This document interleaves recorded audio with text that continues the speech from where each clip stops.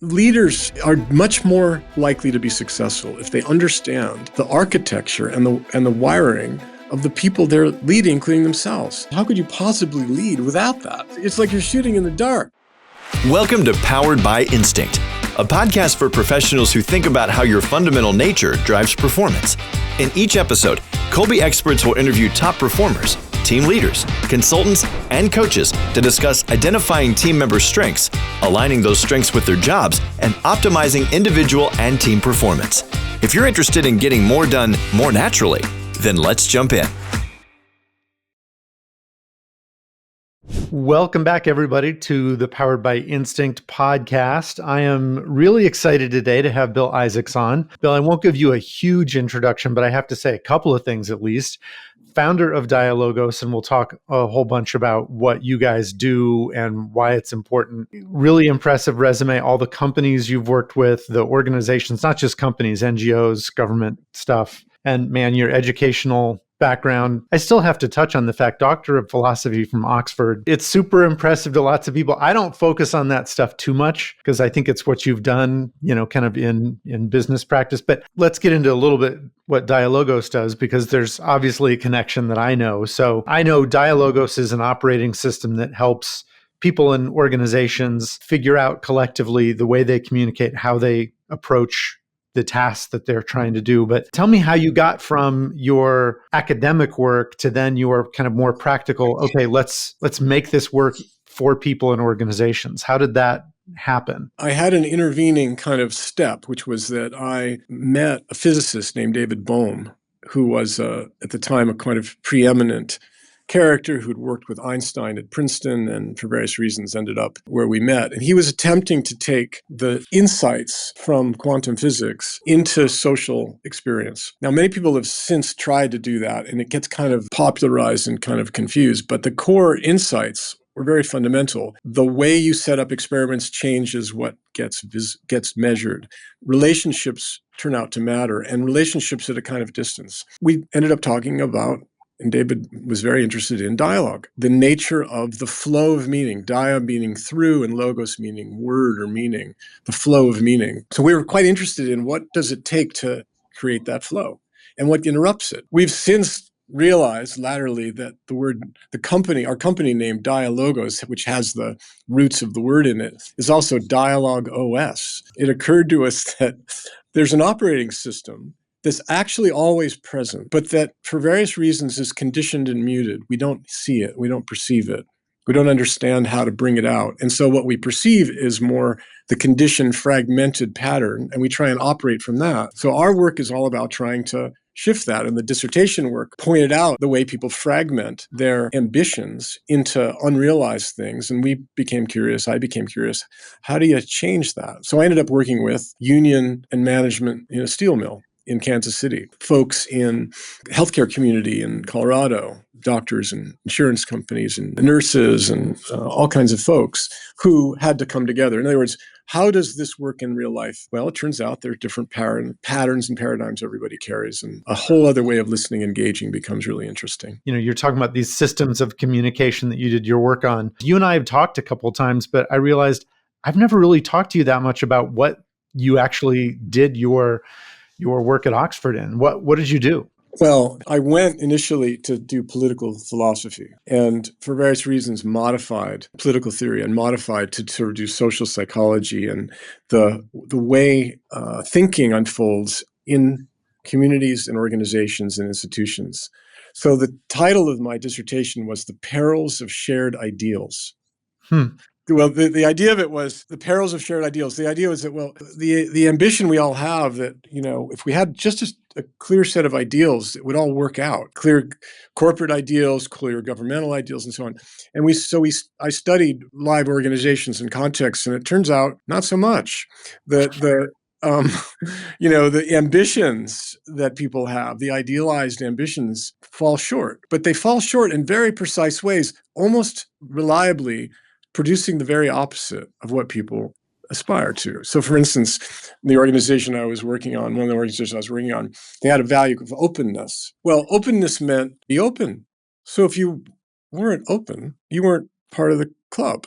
So you didn't say things that weren't open, which produced a whole sort of shadow kind of subculture of closedness. So there are all types of conversations about which you couldn't mention, all kinds of topics you couldn't mention. So and the open pattern had a whole lot of closeness. And this is the pattern all through, like the gap between what people aspire to do and what they actually end up doing is quite large. And the gap itself becomes undiscussable. What are the main trends in terms of how people are communicating or not? Like, is it, I think the popular perception certainly is, wow, we are not communicating with each other very well right now, especially when there are differences. Do you agree with that? Do you think it's gotten worse or more difficult? Well, it's sort of interesting. I mean, we were talking about fragmentation and polarization 35 or 40 years ago. I mean, I think the consequences are more obvious and the intensity of emotion around things in certain contexts is certainly more pronounced. But the basic pattern hasn't shifted. At the same time, the opportunity to do something about it, you could say, well, it's terrible. There's all this division and so on. Well, the truth is that's an opportunity. It doesn't have to be seen as the problem that it often feels itself to be. And I'm not discounting the fact that it doesn't feel great. There's a obvious kind of investment in polarization, apparently. I think that's the appearance, though. I think there's a lot more under the surface than is safe to bring out. And I think this is one of the dilemmas and one of the things we've discovered, which is that people in certain sort of call them more settled contexts and circumstances are perfectly able to engage with difference. It's when they feel scrutinized or threatened, when the factors in them that they think they need to protect come out, that difficulty arises. And one of the things that we've learned along the way that I think is particularly relevant right now is to communicate, you don't have to agree. Everybody says, well, we have to find agreement. Actually, no. In fact, if you give up trying to agree and simply work towards understanding, that's a gigantically important step and a hard one. To understand what someone is saying, even if you really don't like what they're saying, turns out to be absolutely transformational. If you can do it, even a little bit, it changes the whole context in which the listening and the speaking arise. And that can lead to something that is very unexpected. How often do organizations even approach things that way?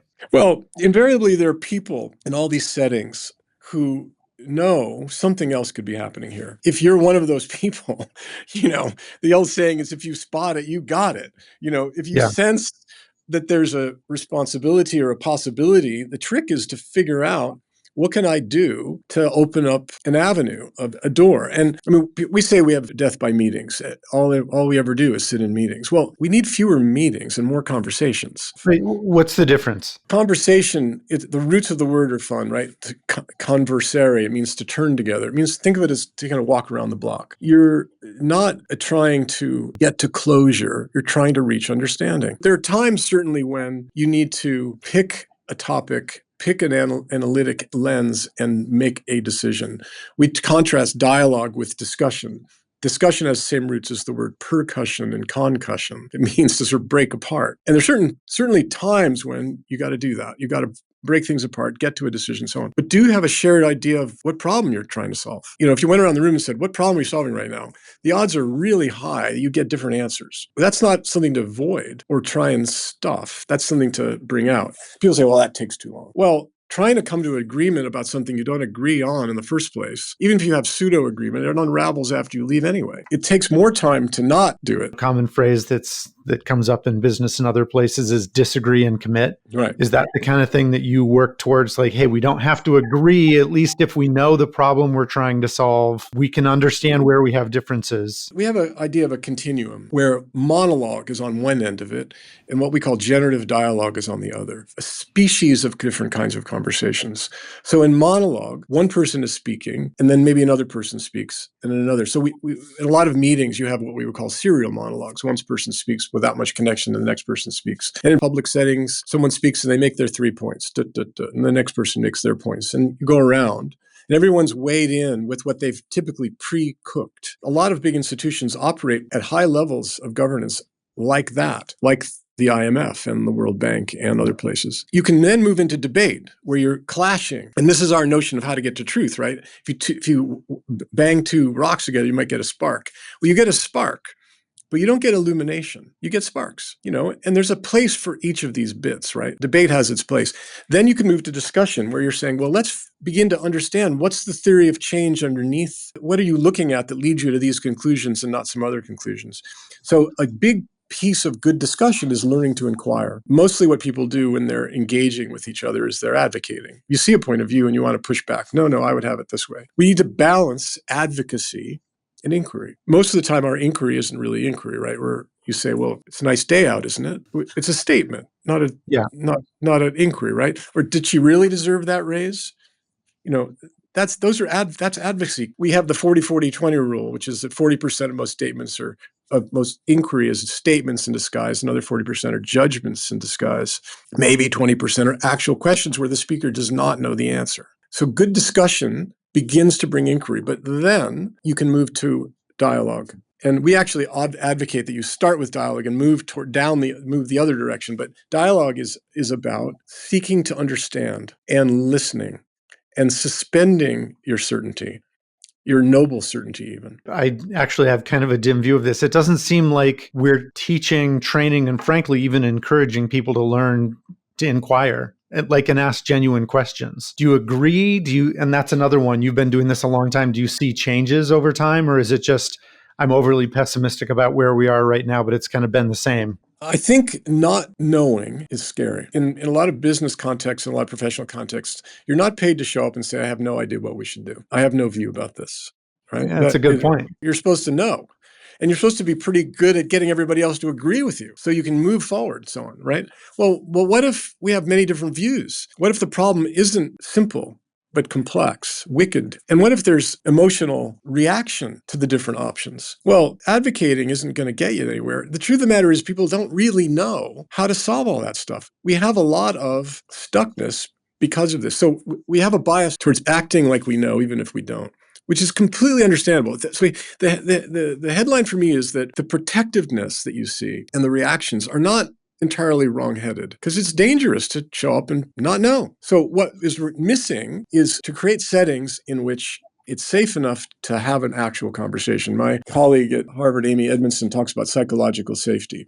It's a key component of creating what we would call a container, an environment in which something could arise that you didn't expect. I see the stakes going up, and I see people leaning in on more extreme views and getting even more exercised about it. But we all know that's not going to produce a result. If you get super agitated, nobody ever created anything out of a state of super agitation. We've got to find a way to cool off. How do organizations create that, that safe container, that constructive structure so that you can get more done and have those conversations, dialogues, inquiry? So I was recently in a setting where I was working with a private equity firm and their portfolio company. And they'd been working together for a couple of years. And the initial business promise was incredibly positive. Within about 9 months of buying it, the whole thing fell apart. The market fell apart. The trends fell apart. I mean, it just couldn't have been worse.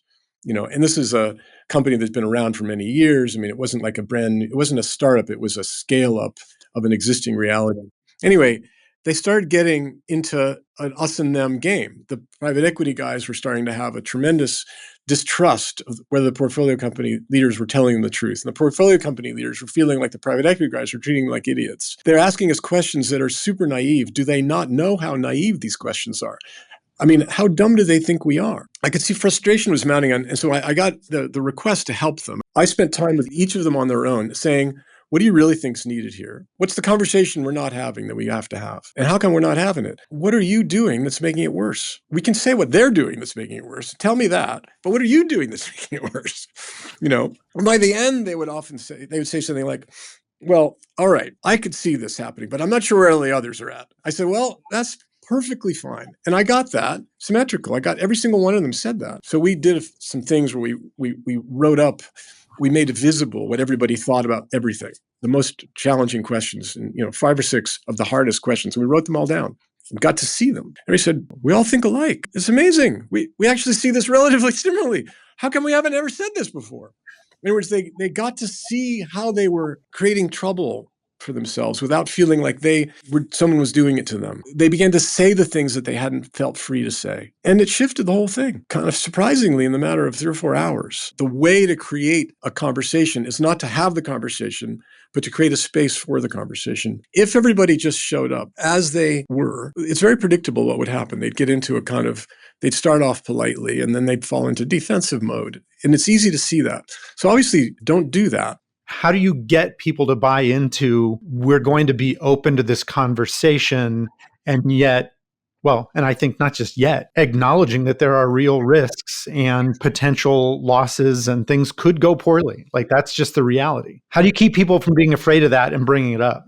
Well, typically, there's several kind of ways people approach me or I approach people. One is when they're already stuck, when they're recognizing, okay, this isn't working. I know what the problem is, and it's them.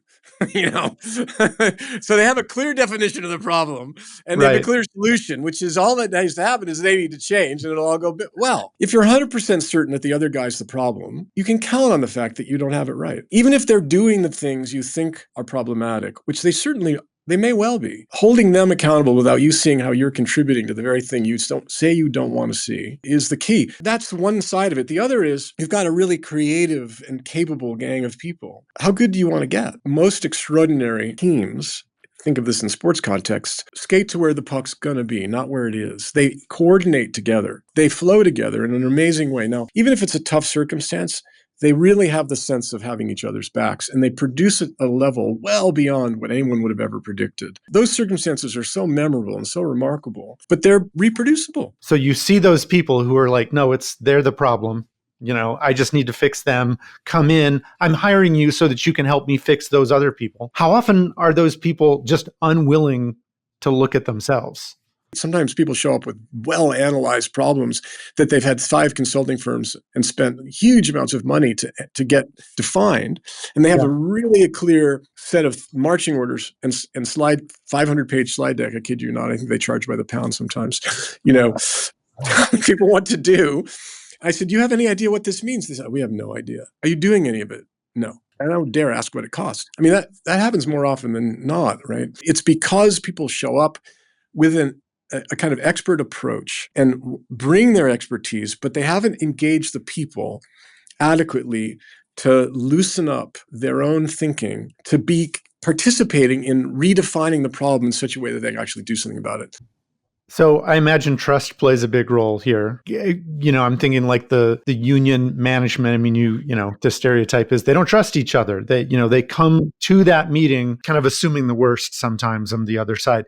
Do you have to establish more trust, or can you kind of move forward even though there's not going to be a ton of trust? I think trust is an outcome. I don't think it's an input. I think it arises as people see other people genuinely endeavoring to listen in ways that they can tell aren't what they would typically do. Interesting. All right. So I want to move to a little bit, our audience knows about Kolbe and the action instincts of the Kolbe results and conation. How do you move from dialogue and discussion to getting groups to take action? The Kolbe framework is a very rich door in because different people have different action propensities, as we know. The first thing I would say is I suggest we do something about how we think, because what we do is a function of how we think. We have this notion that you think first and you act later, right?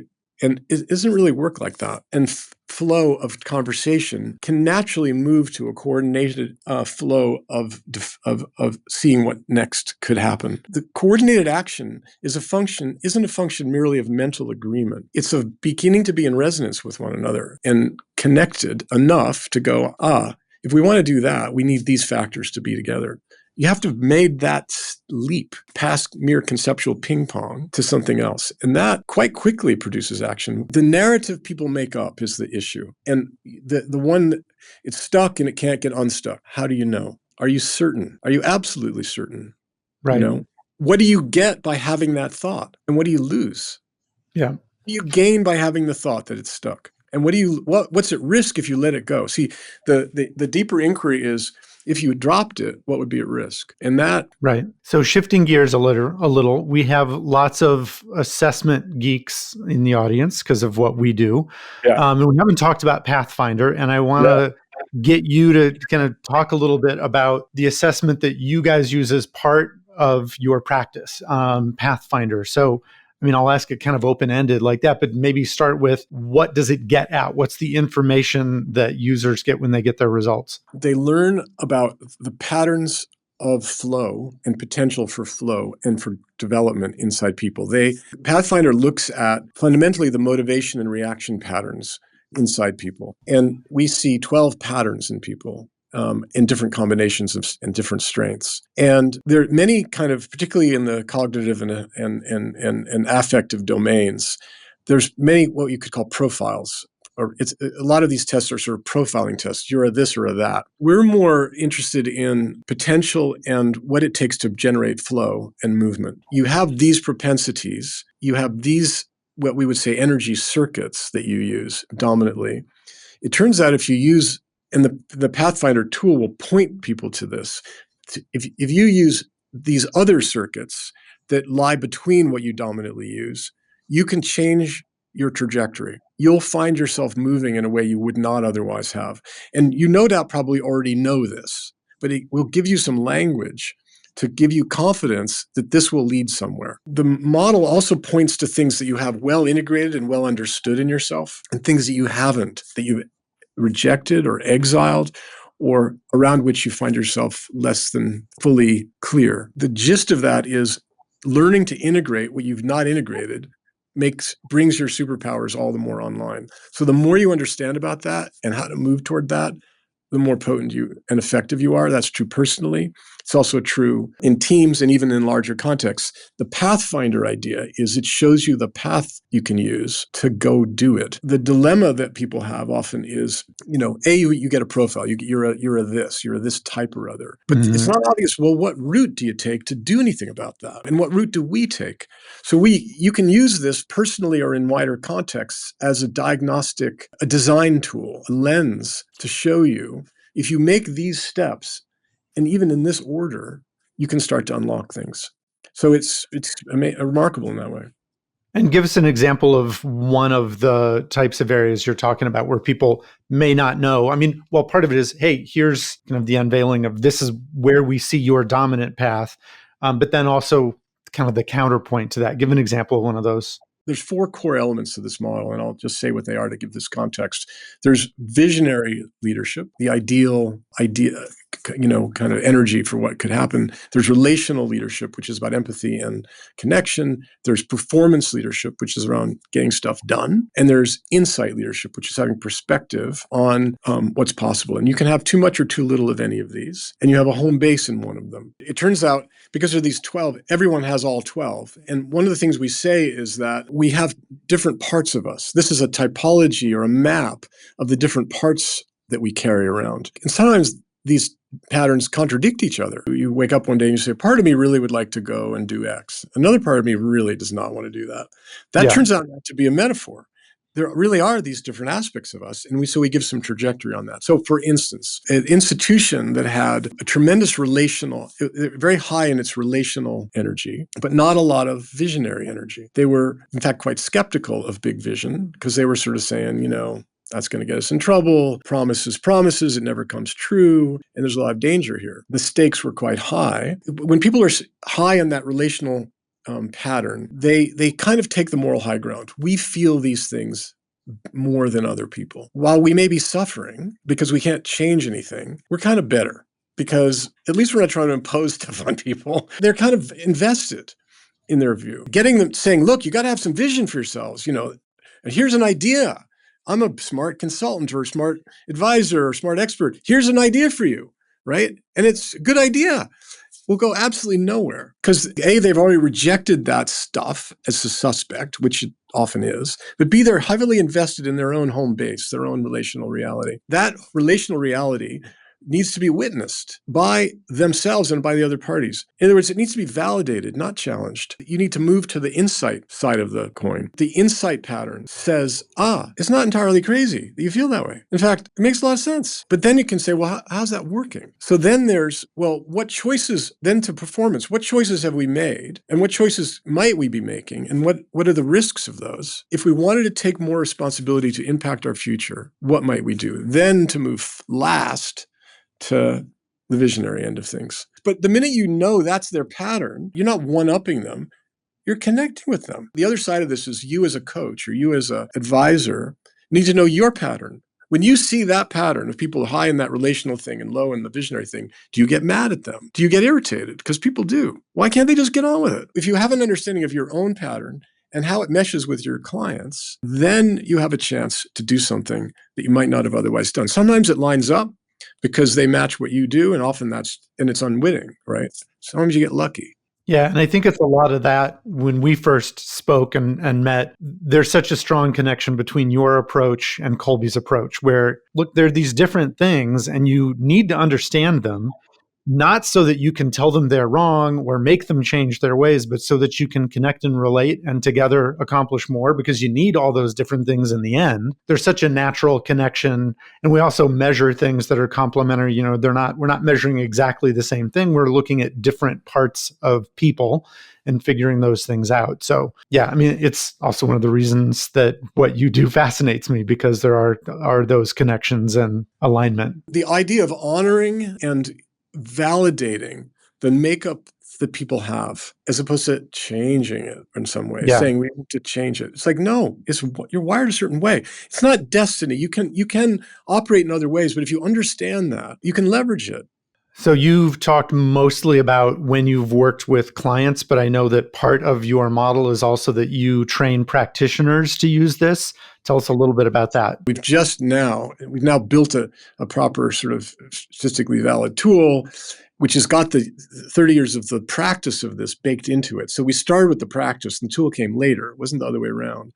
But we're now endeavoring to train practitioners in how to deploy this in themselves, in coaching contexts. So we have a series of opportunities to certify people and train them to learn how to do this and to become part of a community. This is rich material. It's not enough to sort of get a couple day dose. You can learn enough to be sort of dangerous, but to become proficient, you'll want to be able to try thinking out in a community of people. So there's many layers to all this stuff. I've barely touched on the surface of it. It keeps unfolding. I've been playing with this model in one form or other for decades, and I'm not bored of it yet. To encompass all that, you need a community. We can't do this alone. So anyway, the practitioner certification process is to train people to come, to join up and to learn to be part of all that. So where do people go to find out more about that?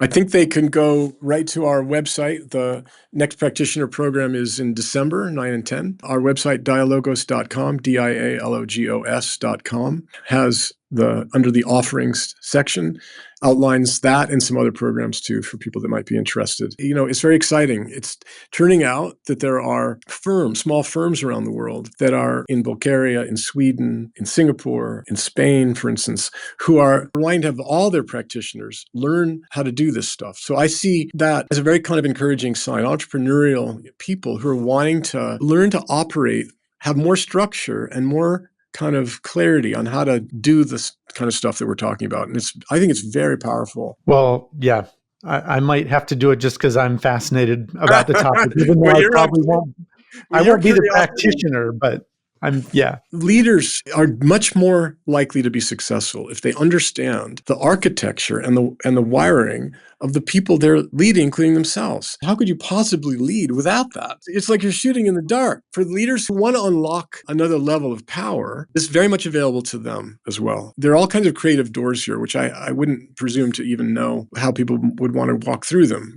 So I'm very curious, and your own curiosity and creative spirit really are very evident, by the way. It's been fun, like from minute one, right? Since we first talked, it was sort of obvious. Yeah. So it's sort of, what are we going to do together? I don't know.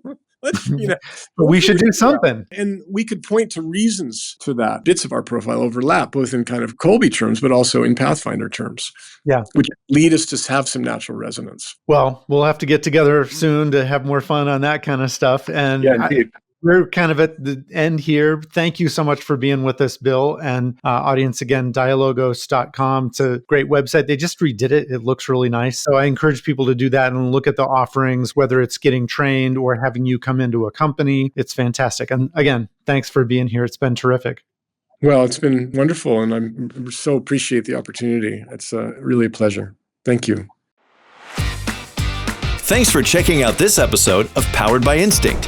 This show is brought to you by the Kolbe Corp, a company that helps leaders and organizations thrive using the only instinctive strengths assessment on the market. If you enjoyed this episode, then follow Powered by Instinct wherever you get your favorite podcasts, or join us online at kolbe.com/podcast for all the latest episodes.